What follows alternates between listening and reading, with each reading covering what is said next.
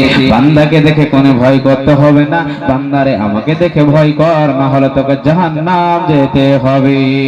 আমি বলতে চাই, ওই মাকে বেটি রে, ও আমার বোনেরা বেটিরা, একটুখানি শুনে যান।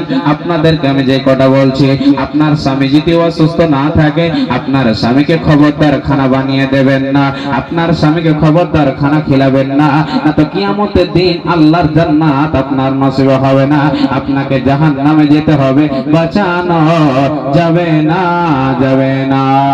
কেমন করে একটুখানি শুনলেন? বিশ্বনবী বলেন, ইমামাতুল বাহিনী হাদিসের রাবি তিনি বলেন, আমি শুয়েছিলাম, স্বপ্নের মাধ্যম দিয়ে আমি দেখলাম দুইজন বন্ধু আমার কাছে আসলো, আসার পর বলছে, ওগো নবী আপনি চলুন, আপনি চলুন, আপনি চলেন। নবীজি বলছেন, আমি ওদের সাথে চলতে লাগলাম, যারা রোজা করে না তাদের জন্য হাদিসটা শুনলেন। এমন সময় নবীজি বলছেন, আমাকে নিয়ে যা হলো বিশাল একটি পাহাড়ে আমাকে উঠিয়ে না হলো, আমি পাহাড়ে চলতে লাগলাম, চলতে চলতে আমি পাহাড়ে উঠতে পারছি না।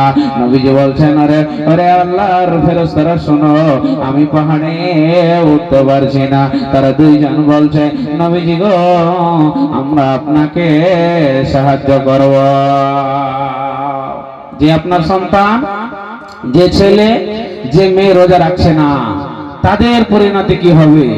নবীজি বলছেন, আমাকে বিশাল পাহাড়ে উঠিয়ে না হলো, আমি যখন